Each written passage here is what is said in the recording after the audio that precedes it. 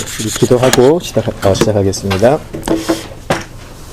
하나님 은혜를 감사합니다. 오늘도 저희들 하나님의 말씀을 배우고 그 말씀 속에서 하나님을 만나기 위해서 저희들이 모였습니다. 이곳에 모인 우리 각자의 마음과 심령을 하나님 찾아주시고 들어주시고 우리와 함께하여 주셔서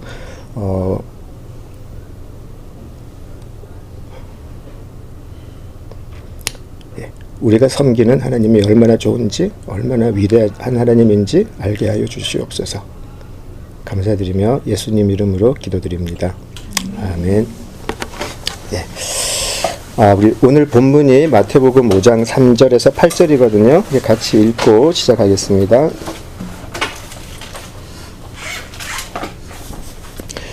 오늘 본문 마태복음 5장 3절에서 8절입니다. 다 같이 읽죠. 심령이 가난한 자는 복이 있나니 천국이 그들의 것이미요 애통하는 자는 복이 있나니 그들이 위로를 받을 것이미요 온유한 자는 복이 있나니 그들이 땅을 기업으로 받을 것이미요 의에 줄이고 목마른 자는 복이 있나니 그들이 배부를 것이미요 긍휼히 여기는 자는 복이 있나니 그들이 긍휼히 여김을 받을 것이미요 마음이 청결한 자는 복이 있나니 그들이 하나님이 볼 것이미요. 아멘. 자, 이제 우리 산상수훈 우리 첫 부분인 팔복에 대한 나눔은 오늘 하고 이제 다음 주면은 끝이 날 것 같고요. 이제 팔복이 끝나고 또 산상수훈의 이제 그 다음 부분으로 또 계속 한번 들어가 보도록 하겠습니다. 이제 팔복에 대해서 우리가 몇 주 동안 계속 나눔을 가졌는데요. 이제 조금 이렇게 드러나는 게 있죠. 명확하게 팔복은 우리 구원의 조건으로 우리가 하나님이 우리에게 주신 것은 아니고요. 우리가 그 팔복을 다 지켜서 구원받는 건 아니기 때문에 예수님께서 우리에게 팔복의 내용을 주실 때에는 하나님의 나라는 이런 사람들의 것이다 라고 우리에게 알려주시는 거고요.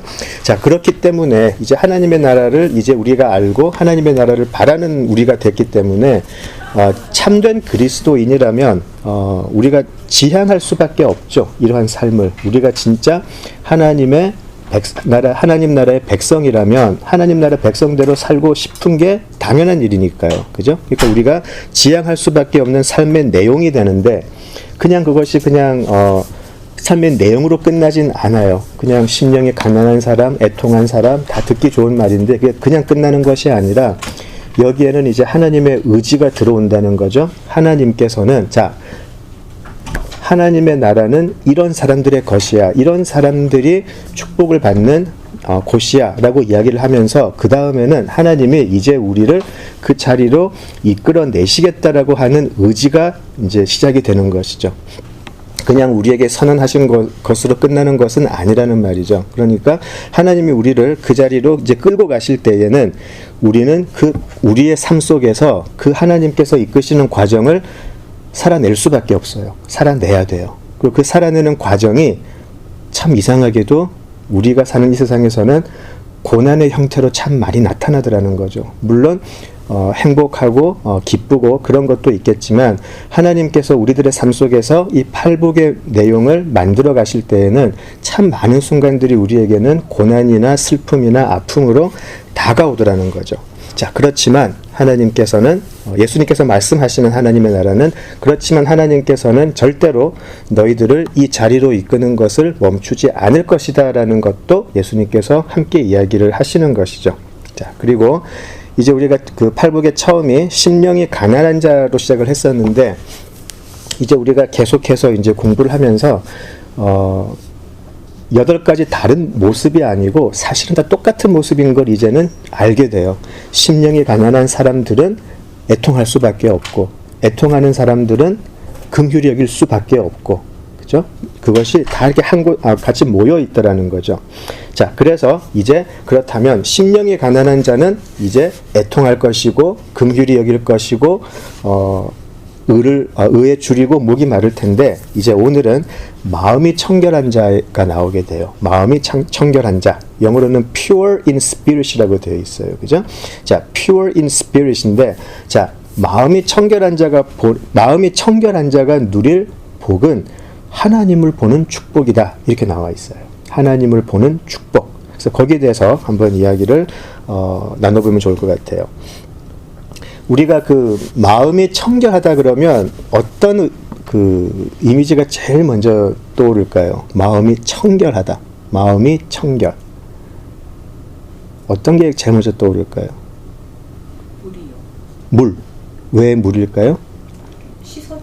씻어주니까. 깨끗하게 해주고 맑으니까. 그죠? 그죠? 저도 사실 그 물이 생각이 났었어요.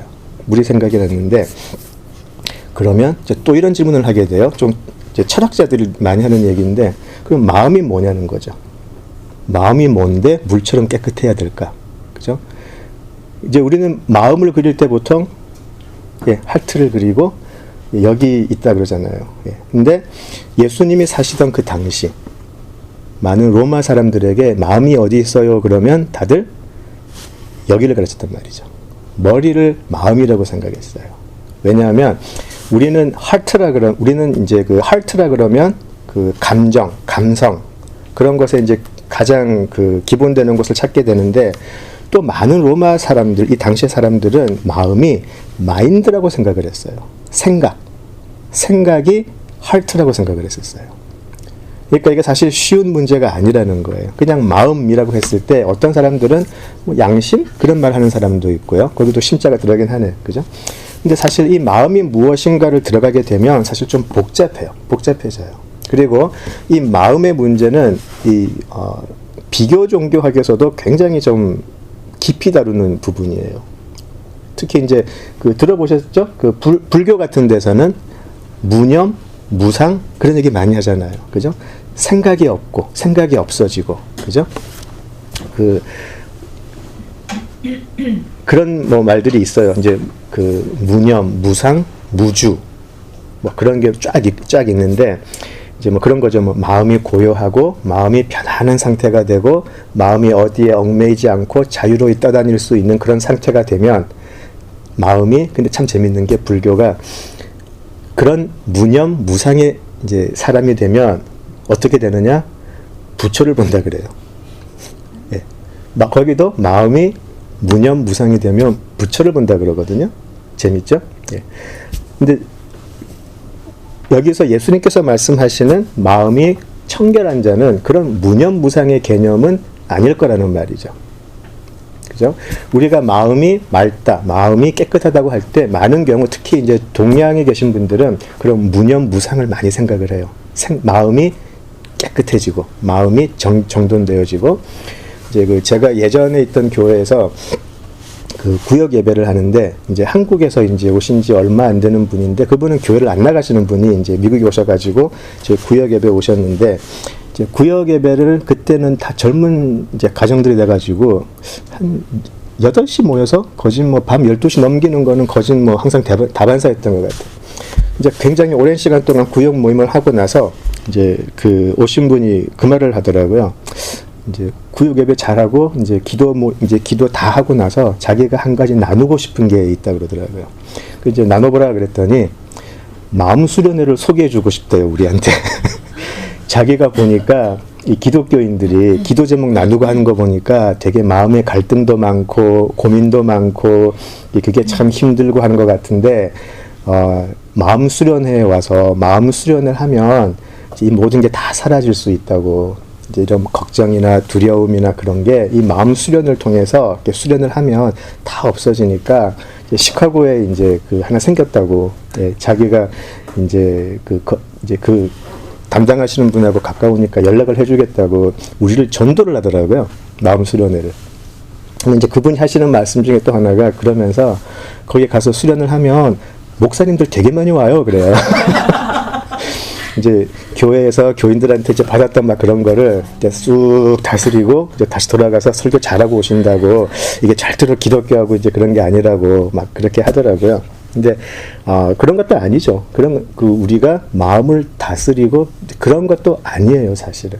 예수님께서 말씀하시고 성경이 이야기하는 마음이라는 거는 다른 것이기 때문에 우리는 한번 그런 뭐 종교적 수련이나 수행이나 뭐 철학이나 그런 게 아니고 성경에 가르치는 마음이 무엇이고 또 마음이 청결하다는 것이 무엇인가, 그거를 한번 좀 이야기를 하면 좋겠습니다.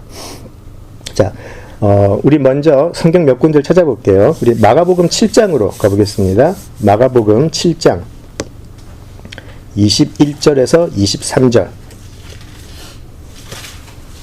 마가복음 7장 21절에서 23절. 예, 같이 읽겠습니다. 속에서 곧 사람의 마음에서 나오는 것은 악한 생각, 곧 음란과 도둑질과 살인과 간음과 탐욕과 악독과 속임과 음탕과 질투와 비방과 교만과 우매함이니 이 모든 악한 것이 다 속에서 나와서 사람을 더럽게 하느니라. 예, 마음은 여기 나열한 모든 악의 근본이라고 얘기를 하죠. 사람을 더럽게 하는 가장 근본이 바로 마음이라 그래요. 그러니까 이 마음이 워낙 악하기 때문에 여기서 나오는 거는 좋은 건 하나도 없어요. 보면은 그죠? 음란이고 도둑질이고 살인, 간음, 탐욕 다 여기 다 있어요. 그죠? 사람의 마음이 그렇다는 거죠. 그죠? 자, 그 다음에 우리 예레미야로 한번 가볼게요. 예레미야 17장으로 가보겠습니다. 예레미야 17장 9절. 예레미야 17장 9절입니다. 같이 읽겠습니다. 만물보다 더 거짓되고 심히 부패한 것은 마음이라 누가 능히 이를 알리오마는. 이렇게 돼 있어요. 예, 예레미야가 이야기하죠. 만물보다 거짓되다. 우리의 눈에 보이는 모든 것보다 더 거짓되고 부패한 것이 우리 마음이다. 이것이 성경이 가르치는 우리의 마음이에요. 자, 그래서 이제 잠언으로 가볼게요. 잠언 4장. 잠언 4장 23절. 예. 잠언 4장 23절. 그래서 성경이 우리에게 당부하는 것은 이거예요. 우리의 마음이 어떤지를 알기 때문에 잠언 4장 23절. 예, 같이 읽겠습니다. 무릇 지킬 만한 것보다 더욱 내 마음을 지키라. 생명의 근원이 이에서 남이니라. 예. 성경은 우리에게 딴 것보다 마음을 지키라고 그래요. 마음을 지키는 게 왜 중요하나? 우리의 생명의 근원이 마음이기 때문이라 그러죠. 그렇죠? 이것이 성경이 우리에게 말하는 마음이에요. 그래서 성경은 우리의 마음이 굉장히 부정하다, 굉장히 부패했다, 일만악의 근본이다라고 가르쳐요. 자, 우리는 그걸 알고 있죠. 우리 창세기의 원죄 이후로 그 악이 우리의 마음속에 들어와서 이제 우리가 사람이 산다는 것 자체가, 우리가 숨쉬고 산다는 것 자체가 모든 것이 악일 수밖에 없다. 그렇기 때문에 너희들은 그 마음을 지켜야 하듯이 우리가 저지르고 있는 그런 죄악의 행동 하나하나보다 그 모든 것의 근본이 되는 마음이 가장 중요하다. 그렇게 성경은 가르치고 있어요. 자, 모든 일만악의 뿌리가 되는 거죠. 죄악이. 그 마음이. 그죠? 자, 그렇기 때문에 이제 그 근본의 마음을 우리의 존재의 근본이 되는 마음. 자, 그 마음이 이제 원죄 이후로 예수님 갈 때까지 어떻게 갔는가? 그것은 우리가 로마서 1장으로 가보겠습니다. 로마서 1장 28절에서 32절.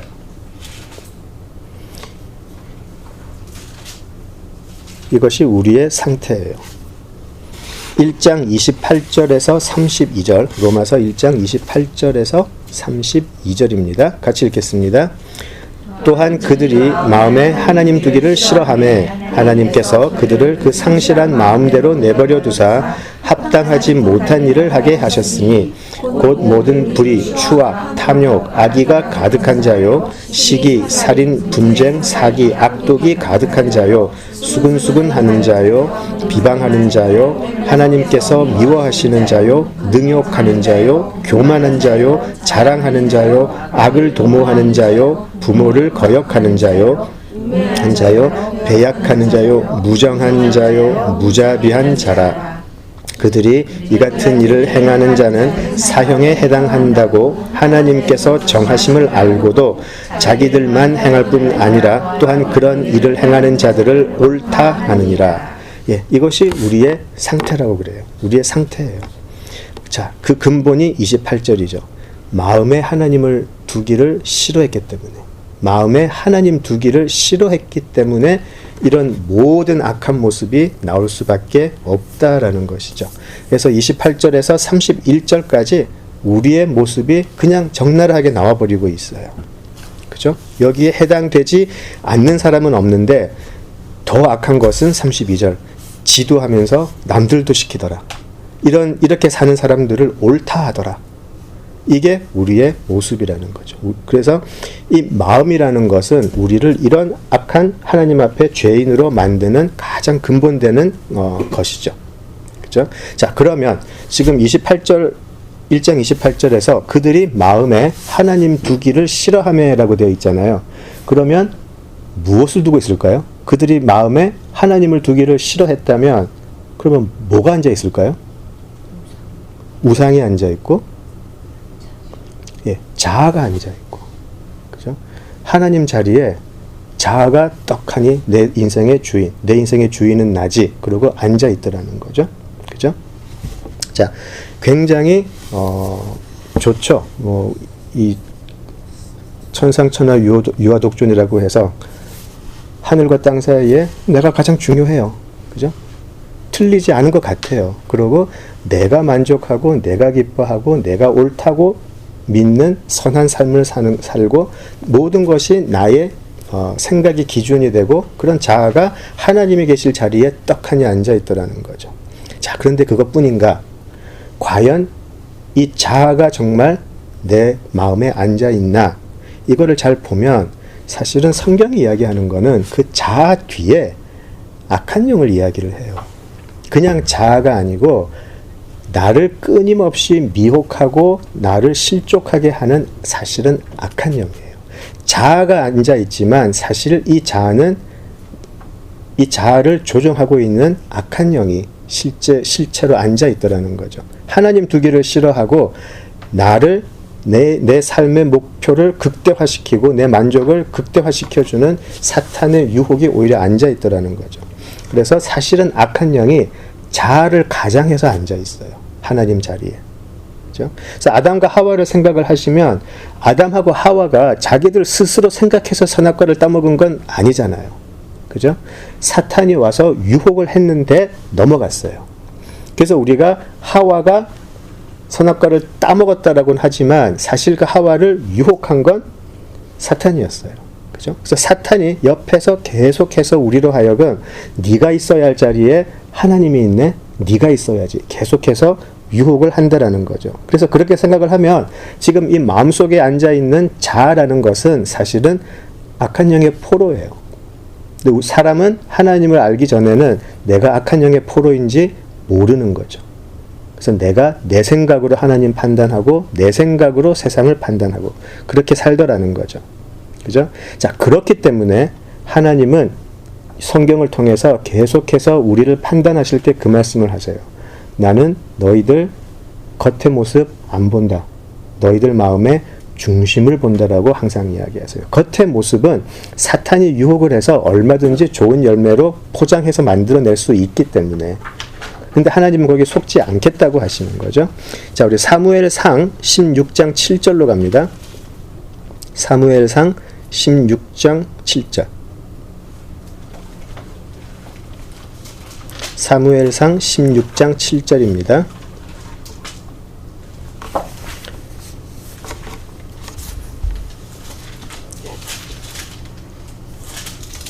사무엘상 16장 7절 같이 읽죠. 여호와께서 사무엘에게 이르시되 그의 용모와 키를 보지 말라. 내가 이미 그를 버렸노라. 내가 보는 것은 사람과 같이 아니하니 사람은 외모를 보거니와 나 여호와는 중심을 보느니라 하시더라. 예, 하나님께서 왕을 고르실 때에 사무엘도 사람의 외모로 판단을 했어요. 사람이니까. 그죠? 여러 가지 조건을 생각을 했고, 그런데 하나님은 그렇게 얘기하죠. 절대로 사람의 용모와 키를 보지 마라. 내가 보는 것은 사람하고 다르다. 나는 그 사람의 중심을 본다. 사무엘마저도 그 사람의 중심을 볼 수 없었어요. 네. 그래서 이제 제 와이프는 제 키와 용모를 보지 않고 제 중심을 보고, 예, 예, 사무엘보다, 예. 제가 굉장히 좋아하는 구절이에요. 예. 그런 것이죠. 하나님은 우리의 중심을 보신다. 바로 마음을 보신다라는 거죠. 또 한 군데 더 있어요. 잠언으로 가볼게요. 이번에는 잠언 16장 2절.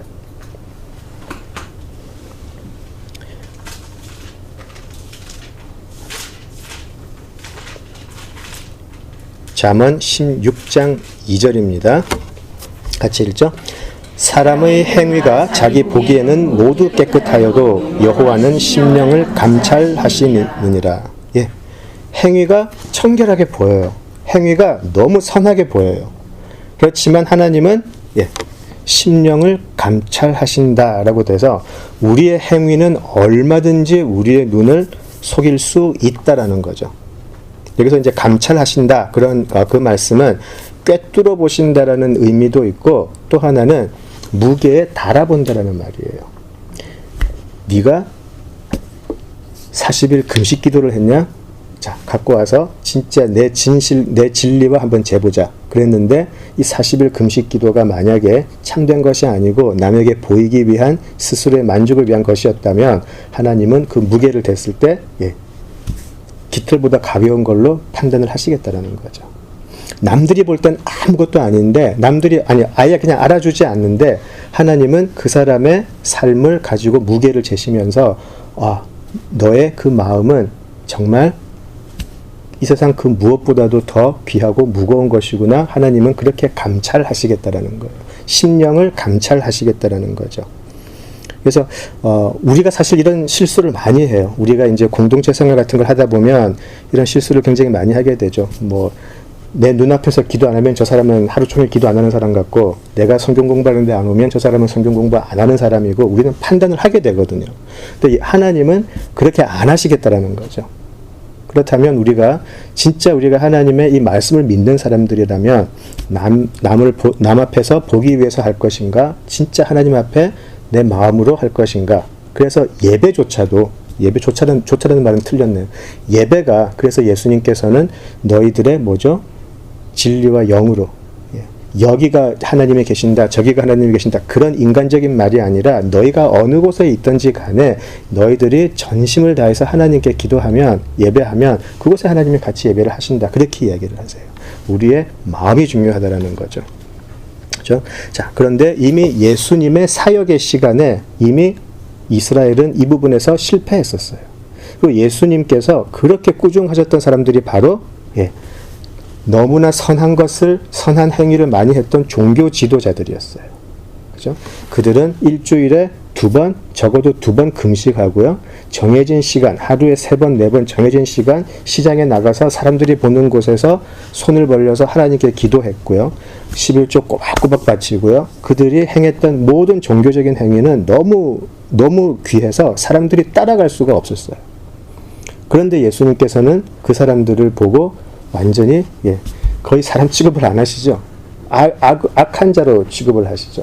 예수님은 그들의 마음을 보았기 때문에, 그들의 마음에는 하나님을 섬기는 게 아니고 내가 제일 잘났어라는 그 부분을 보셨기 때문인 거죠. 그렇죠? 그래서 좀 부족해도 진짜 우리가 하나님을 사랑하고 하나님께 순종하는 마음이 있다면 우리가 살면서 우리의 신앙의 그 모습이 좀 어설퍼도 괜찮아요. 좀 어설픈데 그거를 가지고 그렇게 옆에서 그렇게는 안 하는 게 사실은 맞아요.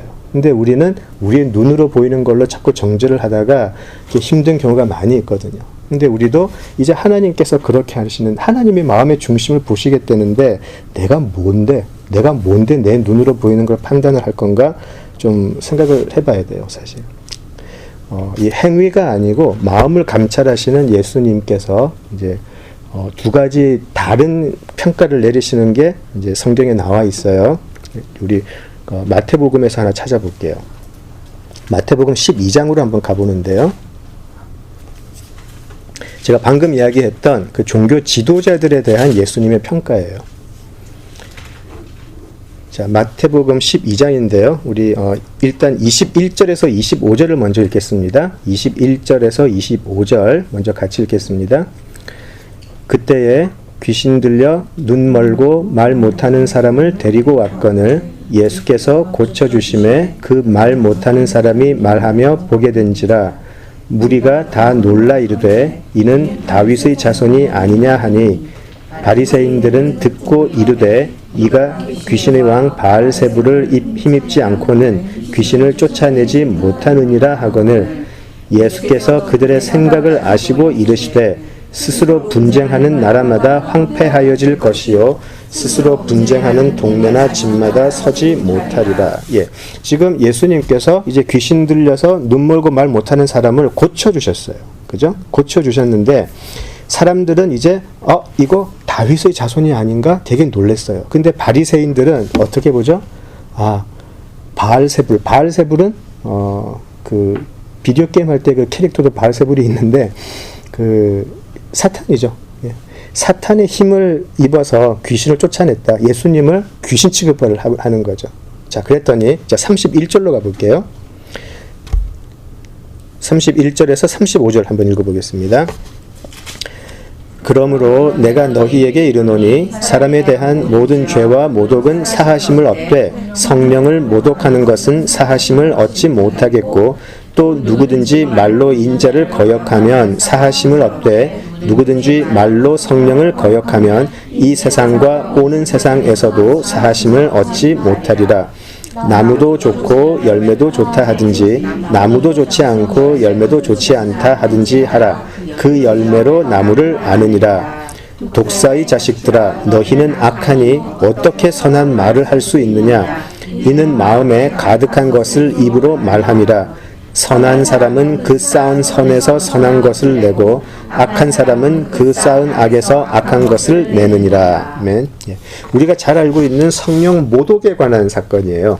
성령 모독에 관한 사건인데 성령 모독에 대해서는 우리가 다음에 한번 이야기를 해보도록 하고요. 오늘 하고 싶었던 내용은 성령 모독에 관한 것은 아니고 지금 여기서 예수님께서 지금 이 종교 그 바리새인들에게 시비를 거는 부분은 이거예요.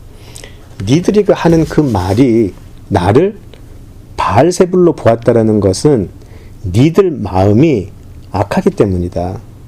니들 마음이 정말 선한 마음이었다면 나를 알아보고 하나님의 아들이라 다윗의 자손이다 칭송을 했을 텐데 너희들은 악한 사람이니까 나쁜 나무니까 나쁜 열매가 나올 수밖에 없지. 그렇게 얘기하세요. 그러면서 34절을 보시면 독사의 자식들아 너희는 악하다. 그러면서 마음에 가득한 것을 입으로 말한다. 그렇게 되어 있어요. 마음에 가득한 것을 입으로 말한다. 마음에 가득하다는 말은 본질이에요. 너는 나쁜 나무니까 나쁜 열매를 토해낼 수밖에 없는 거지. 그렇게 이야기하세요. 그렇죠? 그래서 회개해야 할 가장 근본 내용은 이거예요. 예수님이 지금 이 사람들에게 너 말을 왜 그따위로 해? 하고 그 말에 기분 나쁜 게 아니고 그 사람의 악함을 보셨다는 거죠. 너희는 악하니 너희의 근본이 악하니. 그죠? 그래서 예수님께서 그 종교 지도자를 그렇게 판단하고 정죄하실 때는 그 사람들의 악한 행위 하나가 아니고 그 사람들의 근본이었다라는 거죠. 근본이죠. 자, 그래서 그 사람들이 볼 때는 굉장히 많은 선한 열매를 맺어낸 듯 해요. 그죠? 많은 종교적인 행위를 하면서 많은 선한 열매를 만들어낸 듯 했는데 예수님은 그러죠. 너희들 나쁜 나무니까 나쁜 열매 맺어라. 그냥 나쁜 나무면서 좋은 열매 맺는 척 하지 말라라는 거죠. 그냥 너희들 나쁜 나무니까 너희들은 나쁜 열매를 맺어. 그냥 그렇게 하는 거예요. 그것이 예수님께서 행위를 보면서 판단하셨던 내용이에요. 문 좀 잠깐 열어줄래요? 너무 더운 것 같아서. 자, 두 번째는 또 상반된 내용이에요. 우리 요한복음으로 가볼게요. 요한복음 1장으로 가볼게요. 예. 요한복음 1장 45절에서 47절. 요한복음 1장 45절에서 47절을 볼게요. 예, 같이 읽겠습니다. 빌립이 나다나엘을 찾아 이르되 모세가 율법에 기록하였고 여러 선지자가 기록한 그 일을 우리가 만났으니 요셉의 아들 나사렛 예수니라. 나다나엘이 이르되 나사렛에서 무슨 선한 것이 날 수 있느냐. 빌립이 이르되 와서 보라 하니라. 예수께서 나다나엘이 자기에게 오는 것을 보시고 그를 가리켜 이르시되 보라 이는 참으로 이스라엘 사람이라 그 속에 간사한 것이 없도다. 아멘. 예. 지금 나다나엘이 지금 예수님께서 이제 사역을 시작하시면서 그 이제 제자들을 이제 뽑으시는 그런 장면인데 지금 나다나엘이 예수님의 제자가 되기 위해서 한 일이 없어요. 지금 예수님하고 지금 면접 본 것도 아니고 그죠? 아무것도 안 했어요. 예수님이 찾아가셔서 그냥 나다나엘을 딱 집어내더라는 거죠. 그죠? 자, 오히려 나다나엘은 예수님과의 첫 만남에서 예수님을 우습게 봐요. 나사렛 촌사람이 뭐 뭘 할 수 있다고 그러냐. 오히려 낮게 봐요. 오히려 그 사람의 행동으로만 보면 이 사람은 악한 사람 같아요. 자, 그런데 예수님께서는 보라 이는 참으로 이스라엘 사람이다. 무슨 말이냐면 모두가 이스라엘 사람일 텐데 그죠? 이 사람이 진짜 이스라엘 사람이라는 거죠. 되게 사실 재밌는 말이에요. 예수님이 오셔가지고 저보고 너는 진짜 한국 사람이다 그러면 그 지적 안 받은 여러분들은 기분이 어떻겠어요? 그죠? 똑같은 거예요. 이 사람은 참 이스라엘 사람이다 그러면서 그 속에 간사한 것이 없다 그렇게 얘기하세요. 이 사람이 한 건 아무것도 없는데 예수님은 그 사람의 중심을 보시더라는 거죠. 이 사람은 간사한 것이 없다 그렇게 이야기를 하세요. 그죠? 자, 그래서 나다나엘의 가장 깊은 마음을 예수님이 감찰하시고 그를 판단하세요. 겉으로 드러난 신실한 행위는 아니었다라는 거죠. 그죠? 그래서 사실 이 부분이 이제 굉장히 사실 두려운 내용이에요. 왜냐하면 예수님이 우리의 마음을 보신다고 하면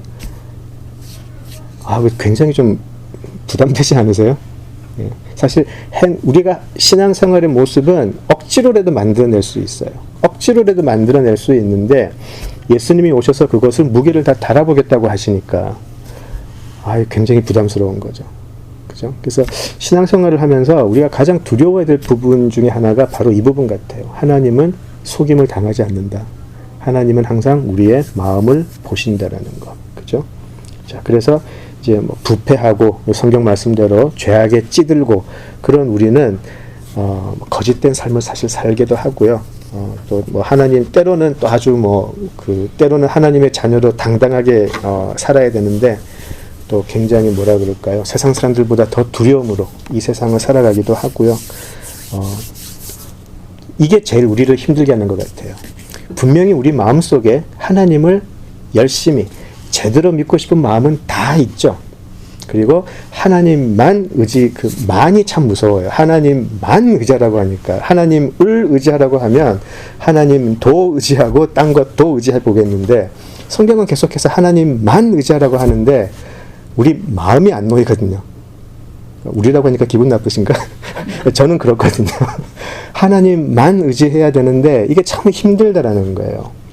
하나님만 의지한다고 하면서도 머릿속으로는 여기서 비껴갈 수 있는 꾀를 생각을 자꾸 하는 거죠.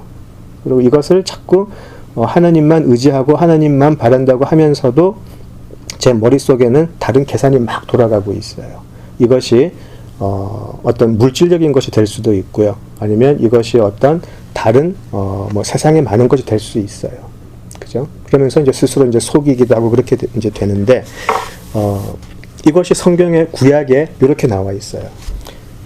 이스라엘 사람들은 하나님을 믿는 섬기는 예배 장소를 만들죠. 근데 거기서 얼마 안 가서 만몬을 섬기는 신당도 같이 만들어요. 그러니까 11시 예배를 잘 드리고 집에 가는 길목에 가가지고 점도 한번 보고 그리고 무당도 한번 만나보고 목사님의 말씀도 들어보지만 또 무당은 어떤 말씀을 하나 한번 들어보고 그래서 좋은 것을 취하는 거죠. 솔직하게 우리 마음 다 그런 거 있어요. 솔직하게 다 있어요. 그래서 이제 특히 사사기가 그랬죠. 특히 사사기에서는 이것을 반복을 해요. 이것을 반복을 해서 나중에 사람들이 하나님께 우리 정말 하나님 하나님을 믿다가 하나님을 배신하고 만몬에게 다른 그 여신에게 막 절하고 할 때 예수님께 혼나죠. 그리고 돌아올 때 막 그 하나님이 그렇게 얘기하세요. 너희들 딴 거 하지 말고 아세라 상 찍어버리고 바알의 전 허물어라. 제발 내 앞에서 나에게 예배 드리는 것 말고 그런 바알이나 뭐 그 아세라나 그런 신전에 절하는 것 저거 좀 제발 만들지 마라. 그렇게 이야기하는데도 안 돼요. 구약에 보면 계속 나와요. 그래서 그 열왕기상, 열왕기하를 보시면 이제 각 왕에 대한 평가가 계속 나오잖아요. 근데 거기 보면 계속 나와요. 신실했는데 이 신당은 그대로 두었더라. 뭐 그런 게 계속 나오거든요. 그죠? 그러니까 우리의 마음이 그렇다라는 거죠. 겉으로 보기에 하나님께 예배드리는 곳 신당이 있었나 하면 우리의 마음속도 똑같았다라는 거죠. 하나님을 섬기는 마음이 꽉 차 있는 것 같은데 사실은 한쪽에 또 그런 영적인 미혹의 신당이 항상 따라다니더라는 거죠. 그래 우리 마음이 편하니까. 그죠? 자, 그래서 여기서 팔복에서 말하는 마음이 청결한 자가 그래서 나오게 돼요. 이 청결이 여기랑 연결이 돼요. 아까 물을 이야기하시면서 맑다 그렇게 이야기를 하셨는데요. 성경에서 나오는 그리고 이 언어적으로 그 당시에 언어적으로 말하는 청결이 세 가지의 의미가 있는데요. 세 가지 의미가 있는데 이거를 말씀드리면 아마 그냥 오늘 공부 끝 할 수 있을 정도로 세 가지 단어 그 의미가 명확해요. 첫 번째 우리가 처음에 얘기했던 것처럼 깨끗하다. 깨끗한데 어떻게 깨끗하냐면 흠도 점도 없이 얼룩지지 않았다. 깨끗하다. 그런 의미가 있어요. 그래서 우리가 그 성경에 그런 표현 많이 나오죠. 흠도 없이 점도 없이 그죠? 그리고 하나님께 구약에서 제사를 드릴 때 꼭 그 동물 그 바쳐지는 동물을 검사를 먼저 하잖아요. 흠이 있는지 다른 그 하자가 있는지 그런 의미예요. 깨끗하고 얼룩지지 않았다 하나가 있고 두 번째는요. 가장 좋은 그 결과를 위해서 가지치기를 한다. 그러니까 요한복음 14장에 나와요. 나는 포도나무고 너희들은 포도나무 가지인데 아버지가 농부라고 그래요. 그죠? 아버지가 농부라서 농부가 가지치는 걸로 나오거든요. 그게 청결이에요. 좋은 포도나무 열매를 맺어야 되니까 농부가 와서 필요 없는 가지는 다 잘라버리는 거. 그래서 원래 열매가 가장 좋은 열매를 맺을 수 있도록 가지치기를 해준다. 그 프루닝 한다 그러죠. 가지치기를 한다가 청결의 두 번째 의미예요. 또는 그 불로 단련을 한다. 그런 의미도 있고요. 그러니까 가지치기 한다 아니면 불로 단련을 해서 완전히 그 정금으로 만든다. 자, 그런 의미가 있고요. 이제 세 번째. 청결의 반대말이 뭐죠? 청결의 반대말. 불결. 그죠? 무엇을 보고 불결하다 그러세요?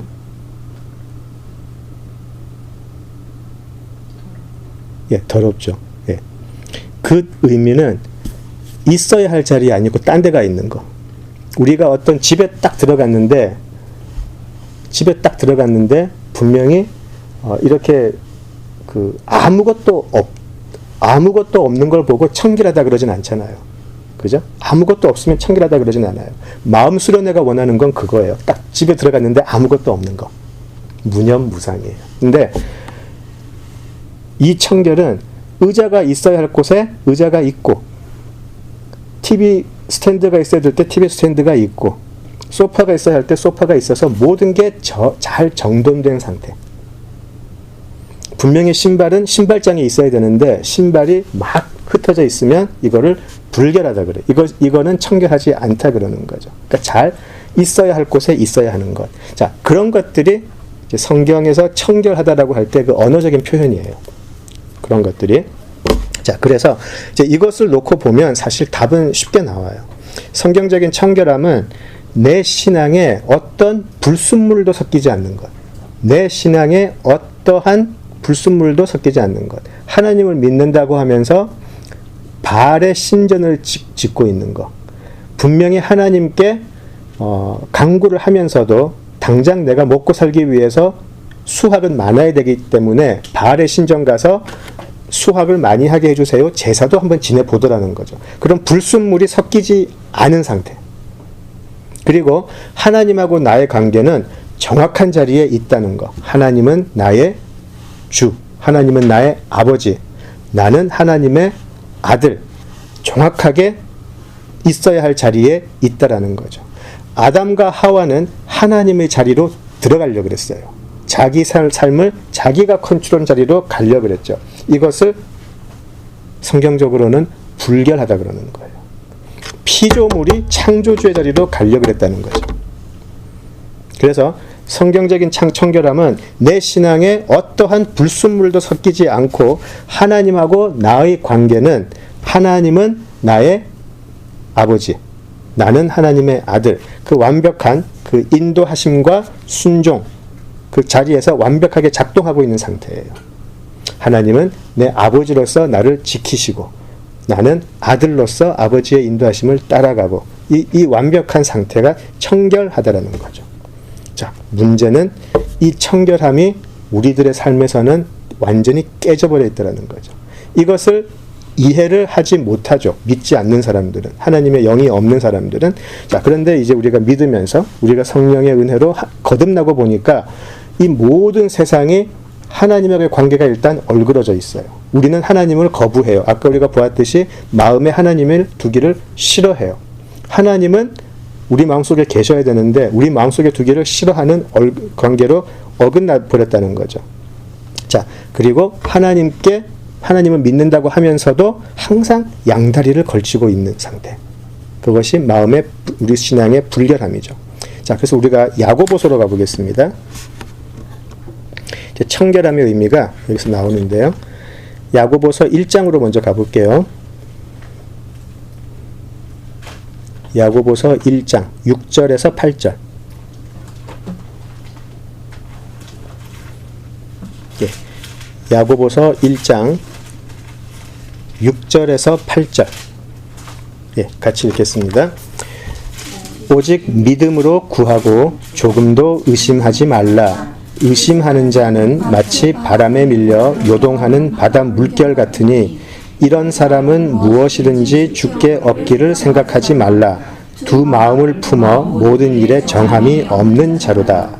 예, 6절을 보시면 오직 믿음으로 구하고 조금도 의심하지 말라라고 되어 있잖아요. 마치 믿음의 반대말이 의심같이 보여요. 그러니까 믿고 안 믿고가 아니고 믿든지 아니 믿는데 의심하는 자들. 믿는데 의심하는 자. 근데 이런 사람들은 뭐라고 되어 있죠? 8절에 두 마음을 품은 자다. 더블 마인드. 그죠? 두 마음을 품은 자. 이것이 불순물이 섞여 있는 마음이라는 거죠. 불순물이 섞여 있는 상태. 두 마음을 품고 있어요. 오직 믿음이에요. 그냥 믿음이 아니고 오직 믿음. 딱 하나. 오직 믿음으로 구하고 조금도 의심하지 말라. 하나님의 약속을 완전히 믿어야 되는데 거기서 의심이라는 게 들어가더라는 거죠. 의심. 그래서 이 사람은 더블 마인드. 두 마음을 품은 자가 되어버렸어요. 이런 사람은 하나님께 뭐죠? 얻을 거다 생각도 하지 말라고 되어 있어요. 왜냐하면 그 사람의 마음은 청결하지 않기 때문에. 자, 그래서 같은 야고보서 4장 8절로 가볼게요.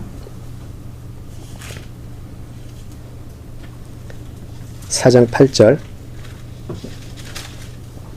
예, 4장 8절 같이 읽겠습니다. 하나님을 가까이 하라. 그리하면 너희를 가까이 하시리라. 죄인들아 손을 깨끗이 하라. 두 마음을 품은 자들아 마음을 성결하게 하라. 예, 이렇게 되어 있어요. 두 마음을 품은 자가 어떻게 해야 되나? 마음을 성결하게 하라. 그렇게 되어 있어요. 그죠? 왜 성결하게 해야 되죠? 불결하기 때문에. 이 사람들은 지금 불결하기 때문에 너희들의 그 마음을 성결하게 해야 된다. 그렇게 이야기하는 것이죠. 자, 그래서 지금 이 야고보서 우리 1장과 4장을 놓고 보면 우리의 마음이라는 게 그런 거죠. 우리 삶의 방향과 자세를 조종하는, 배로 치면 그 키와 같은 거예요. 우리의 삶의 방향과 목적, 그 자세를 제어하는 건데, 자, 이 키는 어떻게 되죠? 목적지가 어딘지를 확실하게 알고 밖에서 어떠한 그게 있다고 해도 흔들리면 안 되죠. 그 목적지를 계속 가야 되기 때문에 우리의 삶의 행동 양식이 그 키를 따라서 움직이더라는 거죠. 그게 우리의 마음인 거죠. 이 마음을 품음으로 해서 우리의 삶의 행동 양식이 달라지는데 또 하나는 우리가 이 마음이 이제 하나님을 향할 때에 이 하나님을 하나님 자리에 하나님의 하나님 되심을 정확하게 알고 우리의 피조물됨을 정확하게 아는 사람들. 그래서 그것을 정확하게 안다 그러면 하나님이 누구신지를 정확하게 알고 내가 누구인지를 정확하게 알고 그 하나님과 내 사이의 관계가 어떤 건지를 정확하게 안다 그러면 그 사람의 기도는 그 방향은 이 팔복의 그 기도가 똑같이 나온다는 거죠. 나중에 하겠지만 이런 사람들의 기도는 하나님을 보고 싶다라는 기도로밖에 나올 수가 없다라는 거예요. 이게 내 삶의 목표이기 때문에 나는 하나님을 보고 싶습니다. 하나님의 얼굴을 보고 싶습니다. 하나님을 만나고 싶습니다. 그래서 이런 사람의 마음은 성령으로 가득 차 있는 사람이죠. 자아라는 악한 영의 미혹을 받은 자아가 아니고 성령으로 가득 차 있어서 그 성령은 오직 하나님만 향하고 있기 때문에 우리가 어떠한 상황에서도 계속해서 우리의 관심과 목표를 하나님께로 계속 이끌 수밖에 없다라는 거죠. 자, 그래서 이제 우리가 시편으로 갑니다. 시편 86편. 적어도 이번 주는 이 구절을 가지고 한번 기도해 보시면 좋을 것 같아요. 시편 86편 11절.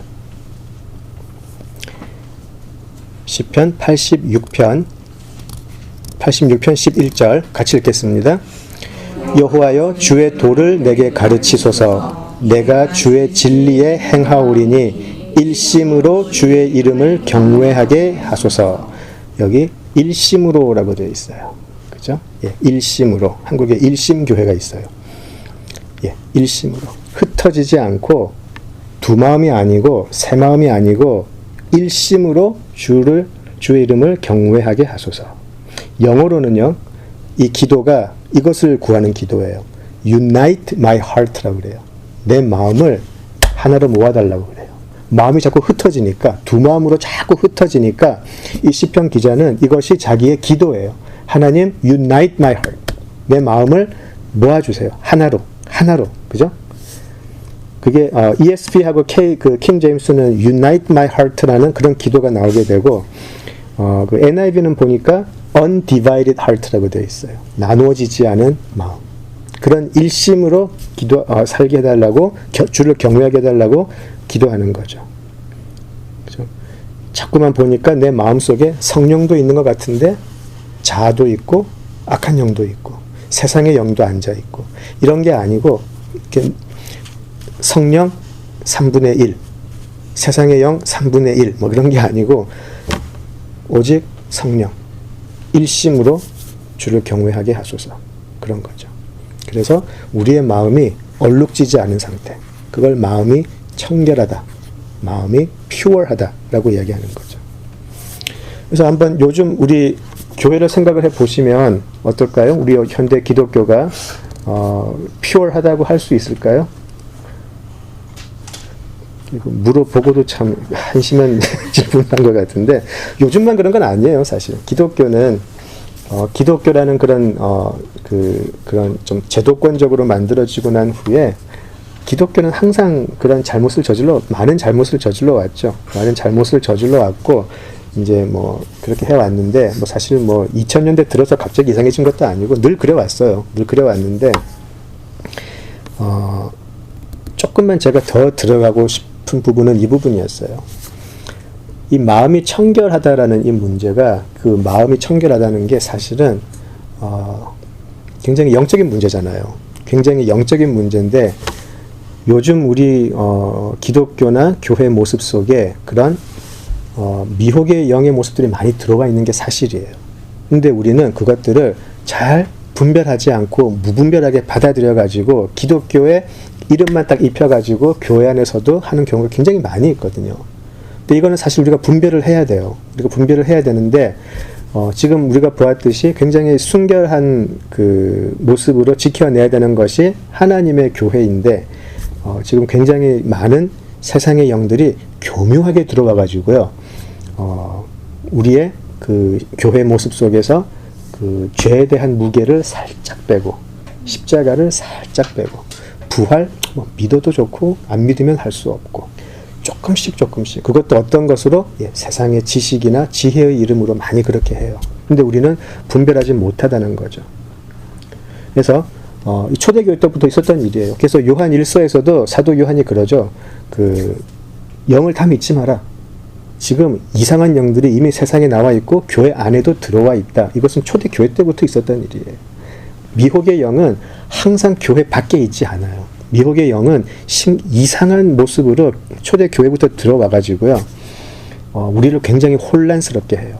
우리를 굉장히 혼란스럽게 하고 의심하게 하고, 하나님의 말씀을 이상하게 왜곡하기도 하고, 좋은 게 좋은 것처럼 만들기도 해요. 그죠? 좋은 게 좋다고 따라가다가 망한 교회들 굉장히 많아요. 그죠? 자, 이렇게 미혹의 영이 활개를 치고 있는데, 이런 미혹의 영이 묻었을 때, 이거 영적인 얼룩이야 라고 분별할 수 있는 능력이 사라져가는 것 같아서 그게 안타까워요. 영적인 얼룩이 있을 때 이것을 분별해내야 되는데, 바울도 로마서 길게 교리를 이야기하고 난 후에 12장 2절에서 분명히 이 세대를 본받지 말고, 하나님이 선하신 그 기쁘신 뜻을 분별하라라고 되어 있어요. 그래서 우리가 실제로 신앙이 성장해 나가면서 정말 그런 영적인 분별이 너무나 중요해요. 너무나 중요하고, 이제 이렇게 시니어 그룹으로 들어가는 분들도 계시고, 죄송합니다. 아직 이제 청년들도 있는데, 특히 청년들도 항상 여기에 정말 하나님을 믿는 사람으로서 정말 정신 차리고 분별을 할 수 있으면 좋겠어요. 정말 이상한 모습으로 교회에 들어와서 우리 신앙을 그냥 물에 물 탄 듯 뭐에 뭘 탄 듯 그냥 그렇게 만드는 경우가 굉장히 많이 있어요.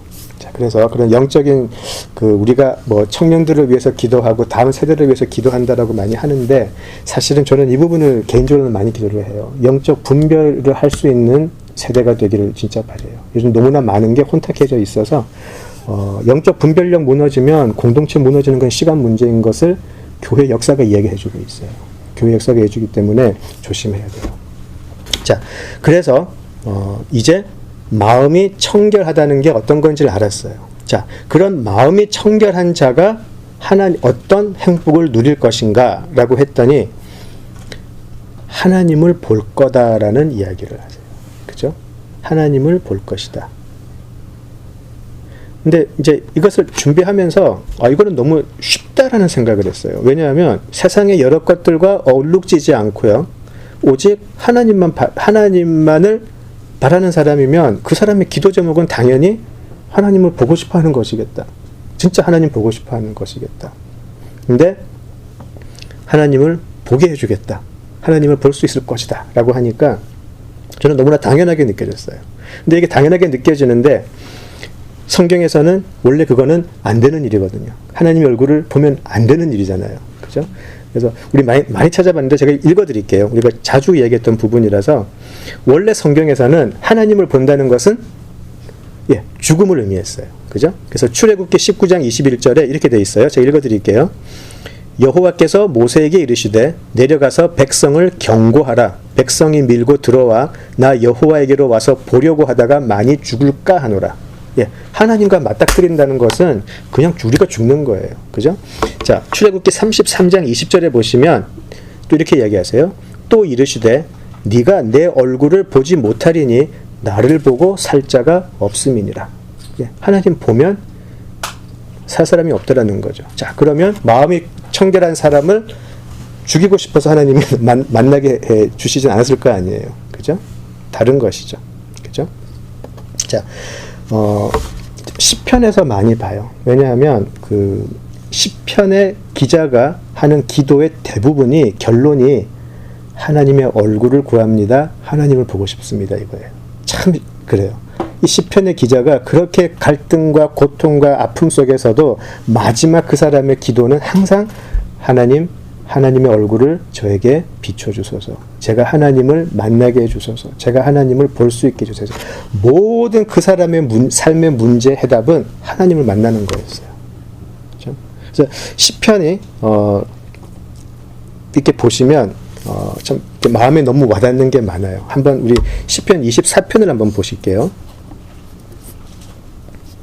시편 24편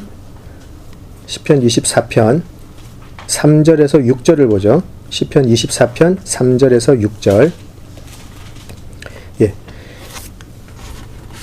같이 읽겠습니다. 여호와의 산에 오를 자가 누구며 그의 거룩한 곳에 설 자가 누구인가? 곧 손이 깨끗하며 마음이 청결하며 뜻을 허탄한 데에 두지 아니하며 거짓 맹세하지 아니하는 자로다. 그는 여호와께 복을 받고 구원의 하나님께 의를 얻으리니 이는 여호와를 찾는 족속이요 야곱의 하나님의 얼굴을 구하는 자로다. 예, 이게 다 나와 있어요. 그죠? 4절에 보시면 손이 깨끗한데 마음이 청결한 자. 그 사람이 누구죠? 여호와의 산에 오르고 거룩한 곳에 선다라는 의미는 바로 하나님과 대면한다라는 뜻이에요. 여호와의 산에 올라서 그곳에 선자, 좀 모세가 생각이 나기도 하죠. 근데 여호와의 산에 올라서 그 거룩한 곳에 선다라는 것은 하나님과의 대면이 이루어진다라는 뜻이에요. 자, 근데 그 사람은 어떤 사람인가? 예, 5절. 마음이 청결한 사람. 똑같이 나와 있어요. 그 사람은 하나님을 본다. 근데 하나님을 봐도 안 죽는다. 그죠? 오히려 5절. 오히려 그는 여호와께 복을 받고 구원의 하나님께 의를 입어요. 멸망이 아니라 하나님과의 대면이, 하나님과의 만남이 복으로 다가온다라는 거죠. 그는 어떤 사람인가? 6절. 야곱의 하나님의 얼굴을 구하는 자로다. 하나님을 보고 싶어 하는 자예요. 하나님을 만나고 싶어 하는 자. 우리가 그렇지 않아요? 사실 정말 힘든 일이 있고 어려운 일이 있고 할 때 우리가 어떻게 기도해야 할지도 모를 그때에 언제 가장 감격이 되던가요?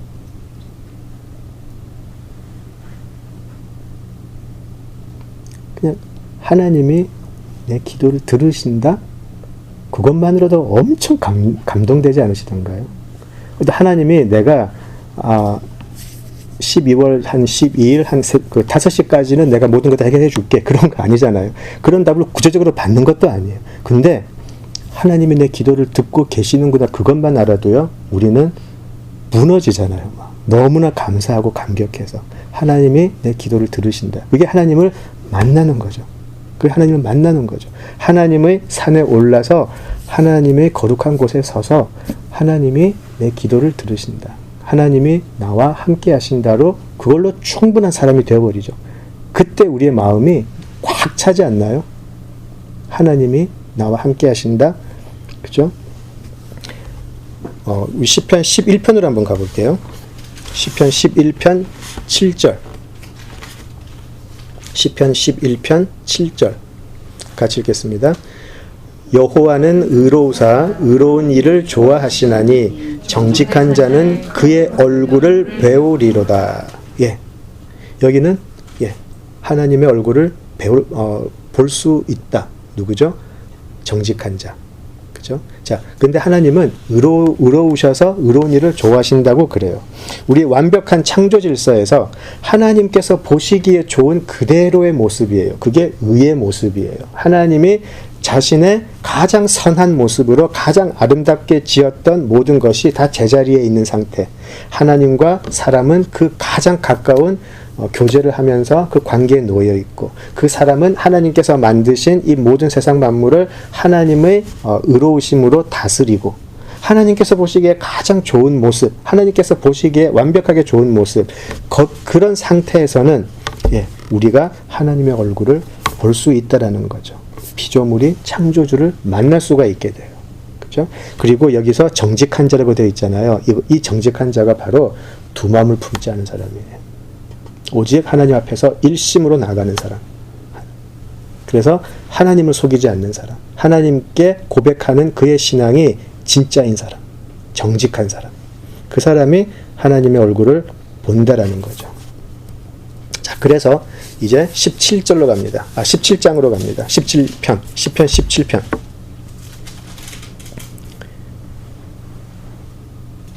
시편 17편 15절 같이 읽어볼게요.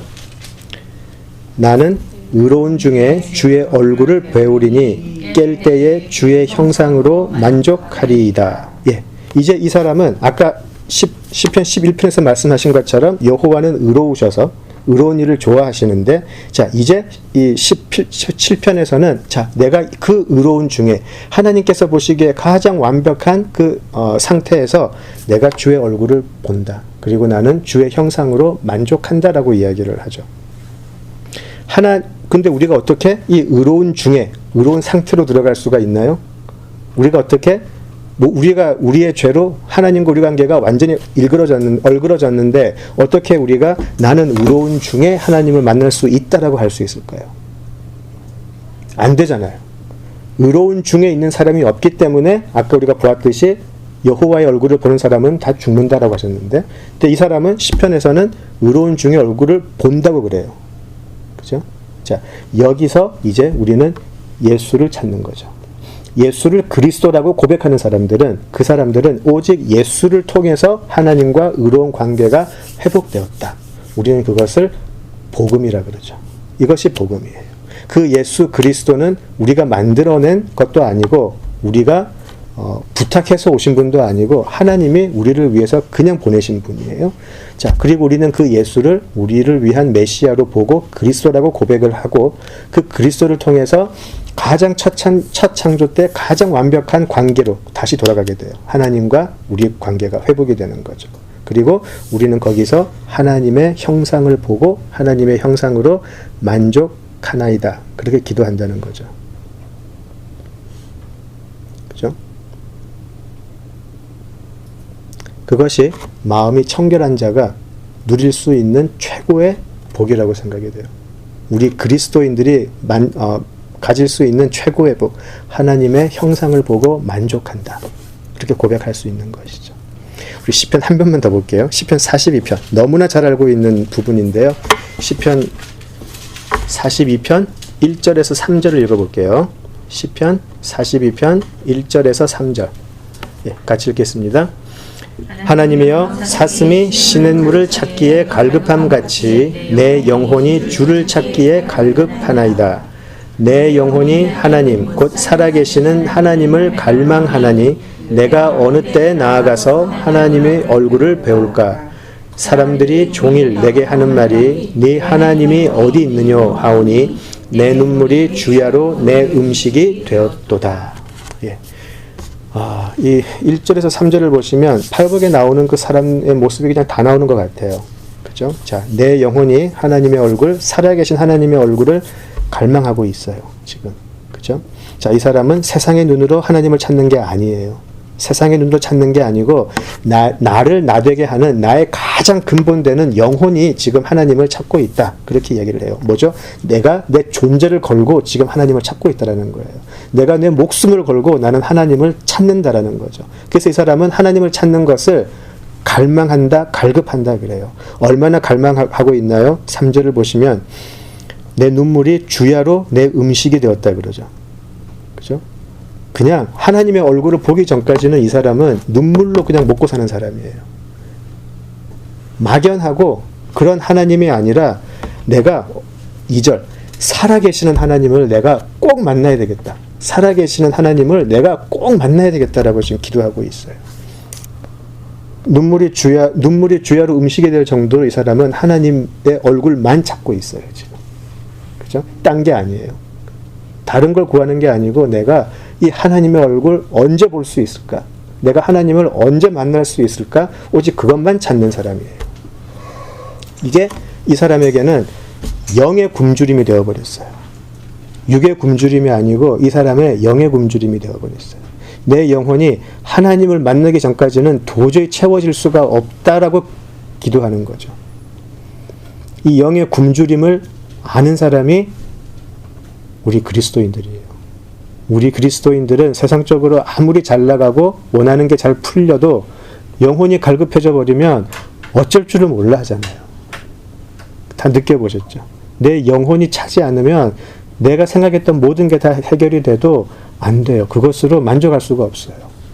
반대로 하는 일마다 안 되지만 오히려 그 일을 통해서 내가 하나님을 더 찾는데 하나님이 나를 응답해 주시는 것 같고 하나님이 나를 만나 주실 것 같을 때 오히려 모든 것이 해결된 듯한 그런 삶을 살 때가 있어요. 그게 그리스도인이 아닐까 싶어요. 그게 그리스도인이 아닐까 싶어요. 그래서 한 군데만 더 찾아보겠습니다. 우리 욥기로 가볼게요. 욥기 42장으로 가볼게요. 여기도 너무나 잘 아시는 부분인데 욥기 42장 5절로 갈게요.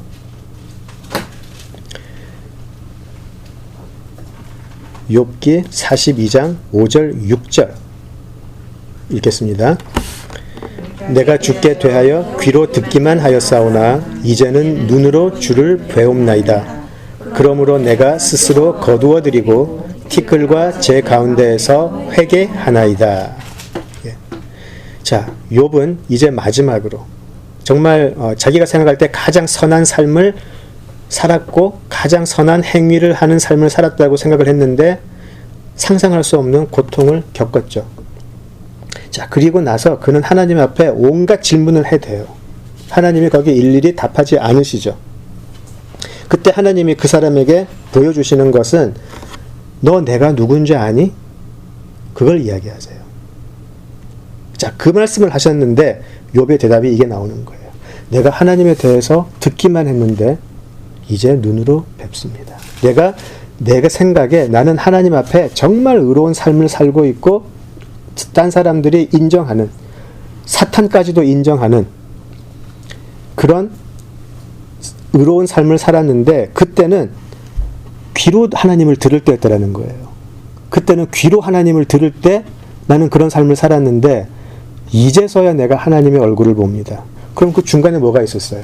귀를 들을 때 하고 눈으로 볼 때 중간에 뭐가 있었어요? 이 사람에게는 고난이 있었어요.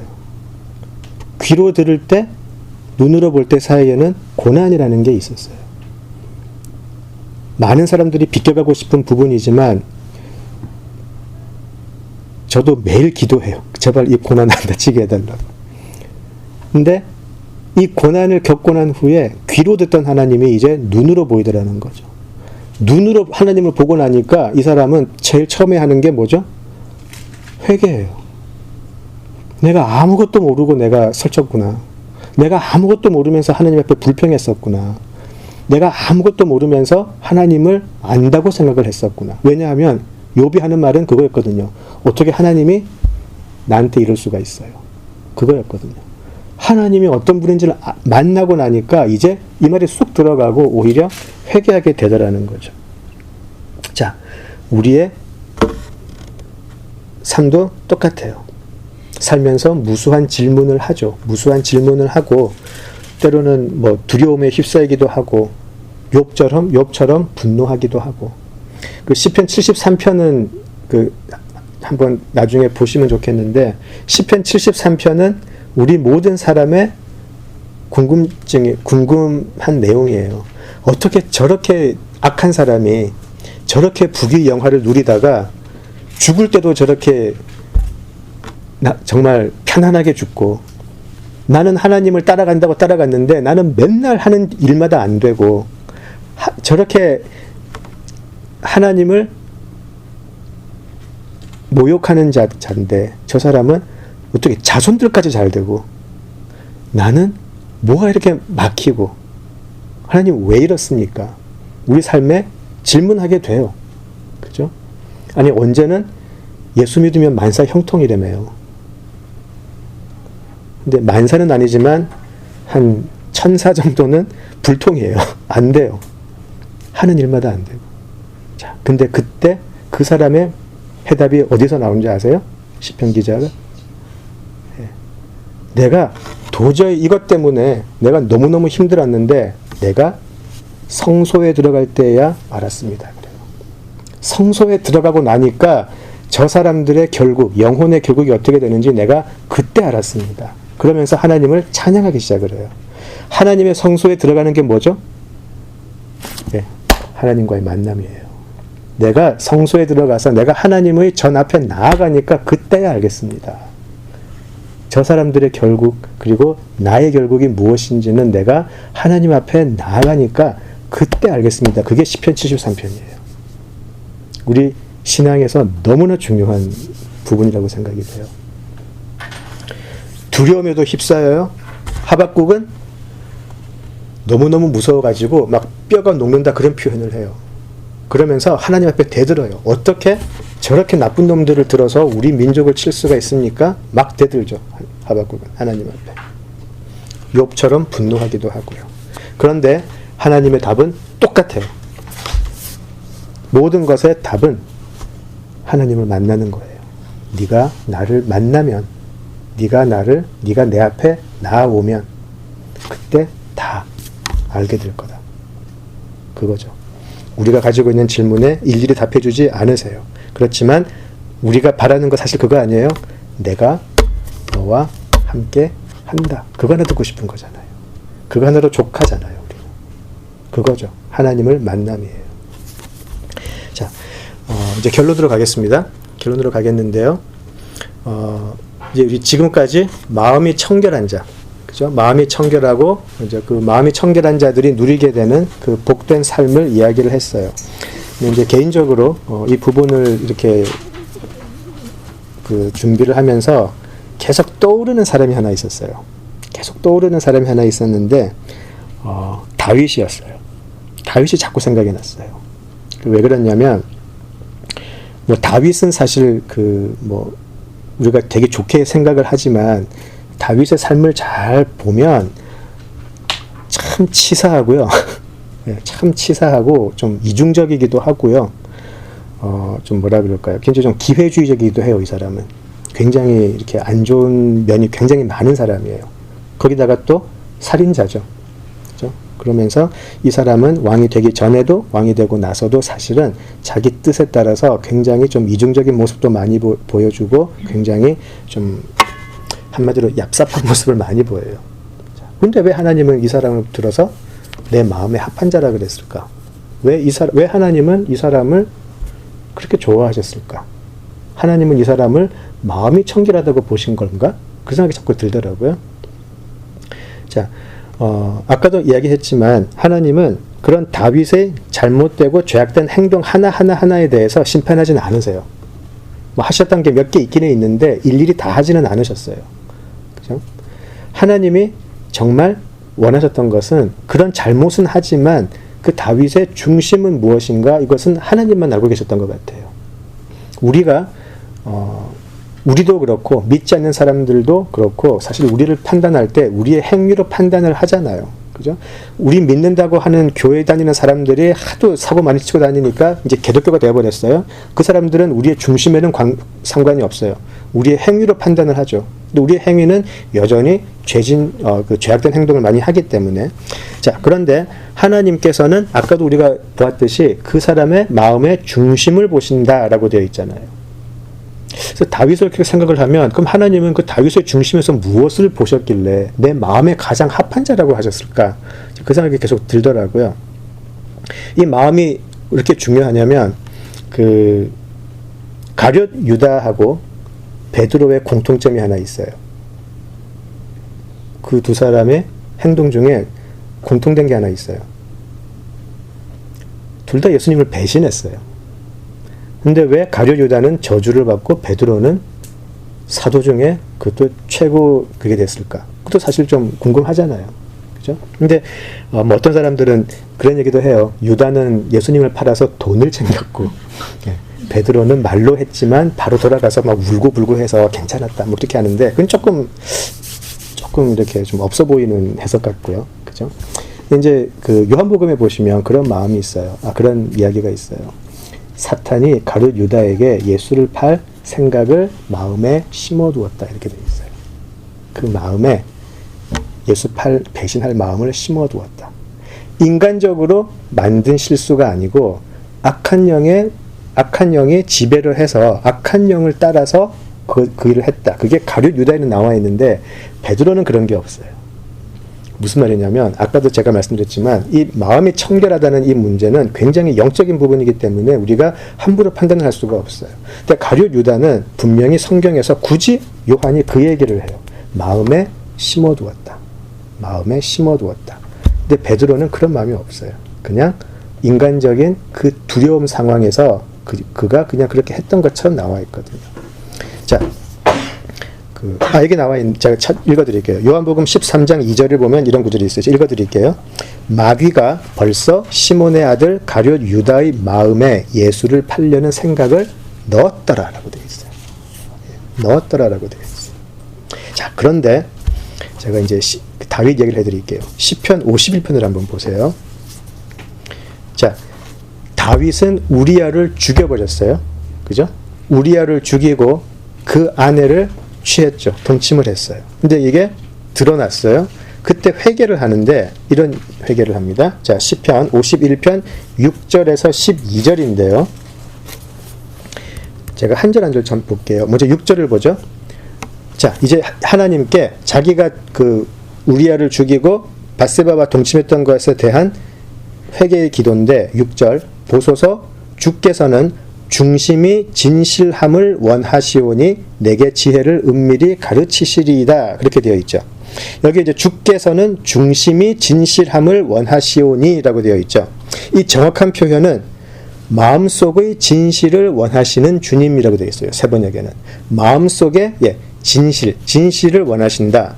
그리고 공동 번역은 이렇게 되어 있어요. 당신은 마음속의 진실을 기뻐하시니 라고 되어 있어요. 뭐냐면 우리의 마음이라는 그릇에 사탄이 가룟 유다에게는 예수를 팔려는 마음을 집어넣었고, 여기도 다윗이 그거를 알아요. 하나님은 내 마음이라는 그릇 안에 진실된 것을 보기를 원하십니다 라고 이야기를 해요. 그러니까 지금 다윗의 회개 기도를 보면 자기가 했던 그 구체적인 행위에 대해서 그 이야기를 한다기보다는 자기 마음을 회개를 하고 있어요. 내 마음의 중심에 하나님께서 원하시는 진실함이 없었다라는 거예요. 이것을 지금 회개를 해요. 자, 그리고 나서 9절을 보시면 주의 얼굴을 내 죄에서 돌이키시고 내 모든 죄악을 지워주소서라고 해서 그 사람이 이 마음에 진실함이 없어지니까 이 사람이 제일 먼저 알았던 게 이거예요. 하나님이 나한테서 얼굴을 돌리셨구나. 그죠? 하나님은 이제 더 이상 나를 쳐다보지 않으시는구나를 깨달았어요. 자, 그리고 나서 10절을 보시면 하나님이여 내 속에 정한 마음을 창조하시고 내 안에 정직한 영을 새롭게 하소서 이렇게 되어 있어요. 그죠? 계속해서 마음이에요. 내 마음 안에 정한 마음을 창조해 주세요라고 되어 있어요. 내 안에 정직한 영, 성령이 들어오게 해주세요. 지금 내가 했던 이 일들은 악한 영에 의한 행위였습니다. 내 마음 안에 성령이 아닌 악한 영이 있었습니다. 내 안에. 근데 내가 찾아서 보니까 이제 이게 고쳐서 쓸 수가 없습니다. 그래서 뭐라 그러죠? 아예 create in me a clean heart. 내 안에 아예 새로 만들어 달라 그래요. 이게 새로운 부품 가지고 고칠 수 있는 게 아니고 나는 악하기 때문에 아예 내 마음에 새로운 영을 만들어 주세요. 그렇게 하나님 앞에 간구를 해요. 그러면서 11절을 보시면 나를 주 앞에서 쫓아내지 마소서라고 되어 있어요. 제일 무서워했어요. 나를 주 앞에서 쫓아내지 마소서. 하나님을 본다는 것에 반대죠.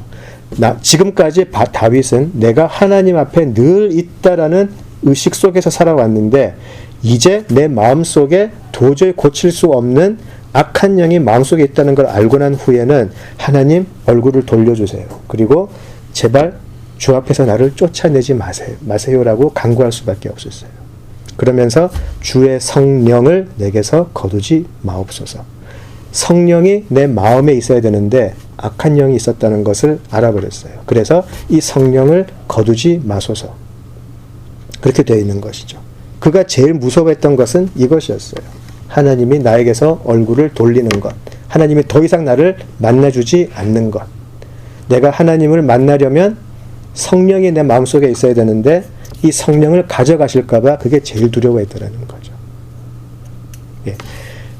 마음이 청결한 자는 이 마음 속에 하나님 말고는 다른 것이 없는 사람들인데 그리할 때에 하나님을 만날 수 있을 거예요. 그래서 시편의 기자들이 계속 그거를 기도를 하는 거죠. 하나님, 내 마음을 깨끗하게 하시고 나를 청결하게 하셔서 내가 하나님의 얼굴을 보게 하소서, 내가 주의 형상에 만족하게 하소서. 계속해서 시편 기자는 그렇게 기도를 했던 것이죠. 자, 그렇다면 이제 우리가 할 일은 그게 있어요. 그럼 어떻게 우리가 하나님을 만날 수 있을까? 예, 분명히 빌립이 그런 질문을 하죠. 자꾸 예수님은 우리에게 하나님을 보여주셨다고 하는데 우리 하나님 본 적 없어요. 빌립이 그렇게 얘기를 하니까 예수님이 그렇게 하시죠. 참 답답하다. 나를 보면 아버지를 본 거라고 내가 이야기를 했는데 나를 보면 아버지를 본 것이다. 우리는 여전히 죄 속에 살고 있기 때문에 우리는 하나님을 직접 대면할 수 없어요. 직접 대면할 수는 없는데 그래서 예수께서 오셔서 나를 알면 하나님을 아는 것이고 나를 보면 하나님을 보는 것이다. 그래서 우리에게는 예수가 그리스도가 되는 것이죠. 그러면 그 예수를 어떻게 만나죠? 말씀을 통해서 만나죠. 이 말씀을 통해서 우리에게 산상수훈을 통해서 하나님 나라를 말씀해 주시고 예수를 통해서 우리가 십자가를 알게 되고 예수를 통해서 우리가 부활의 능력을 알게 돼요. 그 속에서 우리가 그 예수를 알 때 하나님은 저절로 알게 된다는 거죠. 그래서 우리가 항상 예수의 이름으로 기도하고 예수의 이름으로 하나님께 구하는 것이죠. 마음이 청결한 자는 예수를 만나는 사람이고 예수를 보는 사람. 그리고 그 예수를 통해서 하나님의 하나님 되심을 알고 만족하는 사람. 이게 아닐까 싶어요. 예, 여기까지 우리 마음이 청결한 자가 하나님을 본다라는 거 하기로 하고요. 오늘은 빨리 끝내려고 했는데 또 좀 그렇게 됐네요. 우리 다음 주에는 우리 그 8부 마무리하도록 하겠습니다. 우리 기도하고 마치겠습니다. 하나님 은혜를 감사합니다. 저희들의 마음은 너무나 많은 세상의 것, 우리 자신의 것으로 가득 차 있어서 정말 하나님께서 성령의 은혜를 주시기에 너무나 많은 것으로 더럽혀져 있고 혼잡한 것을 우리가 알고 있습니다. 하나님, 그러나 하나님께서 약속하신 예수의 능력은 그 모든 것들을 씻어내고 오직 성령이 우리 심령에 거하실 수 있음을 압니다. 하나님, 우리가 성령의 은혜를, 성령이 우리 속에 거하시기를 구합니다. 우리가 지금 세상을 살면서 많은 것이 혼란스럽고 많은 것이 어렵고 많은 것이 슬프기도 하고 힘들지만 하나님, 그것에 눈이 가리워져서 우리 속에 거하시는 성령 하나님의 역사하심에 성령 하나님의 인도하심을 보지 못하지 않게 하시고 우리는 늘 성령을 통해서 말씀하시는 하나님의 음성을 들을 수 있게 하시고 예수를 통해 하나님을 볼 수 있게 하여 주시옵소서. 하나님, 참으로 힘듭니다. 이 세상을 살아간다는 것이 때로 두렵기도 하고 때로는 너무나 후회되는 것도 많고 참으로 힘든 것이 우리가 살아가는 세상임을 압니다. 그러나 우리가 하나님의 산에 올라 하나님의 거룩한 곳에서 하나님을 만날 수만 있다면 우리의 삶은 완전히 다른 것이 될 수 있을 줄 압니다. 하나님, 참으로 이 팔복의 복을 받아 하나님을 만나고 하나님의 얼굴을 뵙는 그 놀라운 은혜를 누리는 우리 모두가 되게 하여 주시옵소서. 예수님 이름으로 기도드립니다. 아멘.